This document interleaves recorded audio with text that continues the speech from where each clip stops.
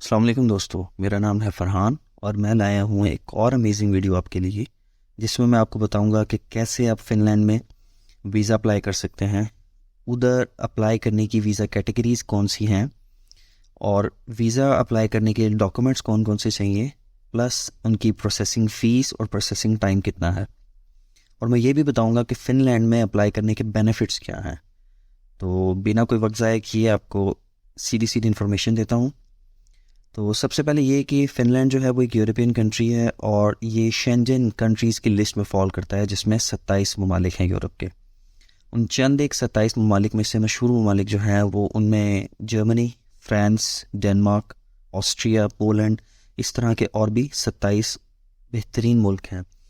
Shenzhen countries वो countries हैं कि अगर आपके पास फ़िनलैंड का वीज़ा है तो आप इन 27 कंट्रीज़ जो शेंजन की लिस्ट में आते हैं इसमें आप वीज़ा फ्री ट्रैवल कर सकते हैं। जी हाँ, बिल्कुल आपने सही सुना कि आप इधर वीज़ा फ्री ट्रैवल कर सकते हैं। अब बात आती है कि आखिरकार फ़िनलैंड में ही क्यों अप्लाई किया जाए। देखिए, फ़िनलैंड में अप्लाई करने के बहुत सारे बेनिफिट्स हैं। एक तो ये कि इसकी आबादी सिर्फ और सिर्फ 56 लाख है, जबकि इसका जो रकबा है वो है तकरीबन 3.5 लाख से ज़्यादा मुरब्बा स्क्वायर फुट।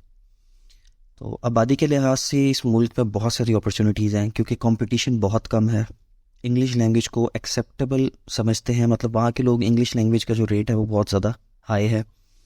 लेस कंपटीशन होने की वजह से अप्रूवल रेट भी बहुत ज़्यादा है। अबाउट 90% प्लस जो आपके केसेस हैं वीज़ा के वो अप्रूव्ड होते हैं, यानी कि आपका वीज़ा अप्रूव होता है, रिजेक्ट होने के चांसेस बहुत कम हैं। और अगर आप यहाँ पे पीआरशिप ले लें या यहाँ के आपके पास रेजिडेंसी आ जाए तो इधर आपकी एजुकेशन फ्री है, फ्री से लेके चीप, यानी कि अगर आप पैसे भी भरने पड़े तो बहुत सस्ती एजुकेशन है। दुनिया के one of the happiest countries में इसका नाम आता है। इसके अलावा अगर क्लाइमेटिक या इमरजेंसी सिचुएशन आ जाए तो उसमें आपको गवर्नमेंट सपोर्ट भी प्रोवाइड करती है, यानी कि गवर्नमेंट आपकी इमरजेंसी में आपकी मदद करती है। फ्रेंडली इन्वायरमेंट है, रेसिज्म नहीं है यहाँ पे लोगों में। क्लीनलीनेस में one of the top countries में इसकी रैंकिंग होती है। अगर आपके पास फ़िनलैंड का वीज़ा आ जाए तो आपके बहुत ज़्यादा चांसेस बढ़ जाते हैं कि आप यूएस, यूके, ऑस्ट्रेलिया, कनाडा जैसे कंट्रीज़ में इजीली अप्लाई कर सकते हैं और वहाँ पे आपका एक्सेप्टेंस रेशो भी बढ़ जाता है। फ़िनलैंड में वीज़ा की चंद एक कैटेगरीज़ हैं, उसमें टूरिस्ट वीज़ा है, वर्क परमिट वीज़ा है, स्पेशलाइज्ड वीज़ा है, बिजनेस वीज़ा है। तो टूरिस्ट वीज़ा के अंदर एक सी टाइप वीज़ा होता है जो कि आपको 90 डेज़ का ट्रैवल प्रोवाइड करता है फ़िनलैंड के अंदर, और एक डी टाइप टूरिस्ट वीज़ा होता है जो 90 डेज़ प्लस का आपको ट्रैवलिंग जो है वो अलाउ करता है फ़िनलैंड के अंदर। लेकिन डी टाइप वीज़ा के अंदर एक जो ड्रॉबैक है वो ये है कि आपको उसको 1 साल के अंदर कंज्यूम करना पड़ता है। थर्ड है वर्क परमिट वीज़ा, जो है यानी कि अगर आप 1 साल वहाँ पे वर्क करते रहें, यानी कि जॉब करते रहें, तो उसके बाद आपका वो रीन्यू हो सकता है।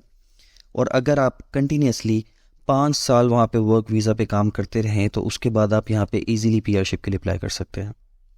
फोर्थ कैटेगरी के अंदर स्पेशलाइज्ड वीज़ा है फॉर स्किल्ड पर्सन। लाइक अगर आपको स्किल्ड पर्सन है, आप वेल्डिंग का काम जानते हैं, आप प्लम्बर का काम जानते हैं, आप कारपेंटर हैं, आप कुछ इस तरह का जो स्किल्ड वर्क है वो जानते हैं, तो उसके लिए एक अलग कैटेगरी है इधर। एक है बिजनेस वीज़ा। इसमें यह है कि अगर आप इन्वेस्टमेंट करना चाहते हैं या आपके पास कोई एक यूनिक आइडिया है जो आप यहाँ से शेयर करना चाहें और उसके बाद आपको फ़िनलैंड जो है वो वीज़ा प्रोवाइड करता है, वो एक बिज़नेस वीज़ा की अलग कैटेगरी है। इसमें से जो सी और डी टाइप टूरिस्ट वीज़ा हैं उनको आप वर्क वीज़ा में भी कन्वर्ट कर सकते हैं। उसका बहुत इजी प्रोसेस है, यानी कि अगर आप यहाँ पे टूरिस्ट बन के आए हैं और आपने यहाँ पे जॉब हंटिंग की है और आपको यहाँ पे जॉब मिल गई है, तो वो जो आपका टूरिस्ट वीज़ा था वो ऑटोमेटिकली कन्वर्ट हो सकता है वर्क वीज़ा में सिर्फ चंद एक चेंजेस करने से, जो कि इसकी कन्वर्जन के लिए आपको वापस पाकिस्तान आने की भी ज़रूरत नहीं है। आप सिर्फ और सिर्फ फ़िनलैंड के अंदर ही रह के ये सब कुछ कर सकते हैं। तो अब बात आती है कि हमें कौन कौन से डॉक्यूमेंट्स रिक्वायर्ड होते हैं वीज़ा अप्लाई करने के लिए। तो सबसे पहले तो आपको, अगर आप टूरिस्ट वीज़ा हासिल कर चुके हैं और उसके बाद आप वर्क के लिए अप्लाई करना चाहते हैं या वर्क वीज़ा हासिल करना चाहते हैं वहाँ पे, तो उसके लिए आपके पास वर्क कॉन्ट्रैक्ट होना ज़रूरी है कि जिस कंपनी ने आपको जॉब दी है तो वो आपके साथ कोई कॉन्ट्रैक्ट करती है, तो वो एक कॉन्ट्रैक्ट लाजमी है। पासपोर्ट और पासपोर्ट साइज पिक्चर्स तीसरी चीज़ चाहिए। चौथी चीज़ आपको मेडिकल इंश्योरेंस वहाँ की चाहिए। प्रूफ ऑफ अकोमोडेशन चाहिए कि आप वहाँ पे रह रहे हैं। डिग्रीज ये आपको सिर्फ इस सूरत में चाहिए होती है जब आप सीजनल वर्क नहीं कर रहे। सीजनल वर्क जो है वो इस तरह से होता है कि उसके चंद एक कॉन्ट्रैक्ट होते हैं, लाइक आप 6 मंथ्स के लिए वहाँ पे जॉब करेंगे, ये कॉन्ट्रैक्ट किया हुआ है उसने सीजन्स के तौर पे, तो उसके अंदर आपको डिग्रीज रिक्वायर्ड नहीं होती। लेकिन इसके अलावा जब भी आप अप्लाई करेंगे तो उसमें आपको डिग्रीज रिक्वायर्ड होंगी। इसके बाद आता है route to travel. Route to travel ये है कि आप ट्रैवल हिस्ट्री बता सकते हैं, या आप कहाँ से कहाँ आके रहेंगे, कहाँ ट्रैवल करेंगे, ये सारी हिस्ट्री भी आपको बतानी पड़ती है। इसके बाद फ़्लाइट डिटेल्स हैं कि आप किस फ़्लाइट से यहाँ फ़िनलैंड आए थे या आएंगे। बैंक स्टेटमेंट अगर आपकी तगड़ी हो तो बहुत अच्छा है, और वो भी कोई बड़ी बात नहीं है, हमारे पाकिस्तान में यहाँ बैंक स्टेटमेंट बन सकती है, और अगर आपकी अपनी है तो ज़्यादा बेहतर है। उसके बाद है आपका, आप किसी भी यूरोपियन कंट्री से पहले बैन ना हो चुके हों, ये बड़ा ज़रूरी है। उसके बाद इनविटेशन लेटर है, यानी कि जो आपको कंपनी प्रोवाइड करेगी आफ्टर जॉब कि अब आप यहाँ पे आके जॉब कर सकते हैं। और ऑफ कोर्स आपकी जॉब के लिए कवर लेटर जो आपने प्रोवाइड किया था वो भी चाहिए होगा। और जहाँ तक फ़ीस की बात है तो इसकी प्रोसेसिंग, वीज़ा प्रोसेसिंग फ़ी जो है वो 80 यूरो से स्टार्ट होती है।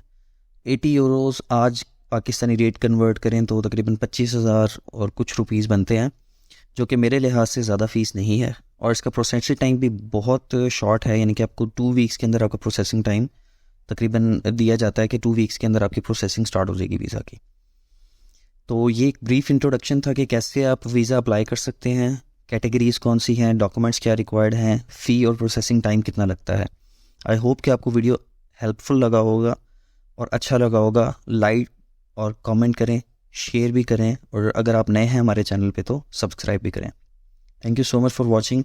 मैं मिलूँगा आपको एक और वीडियो में, तब तक के लिए अल्लाह हाफिज़।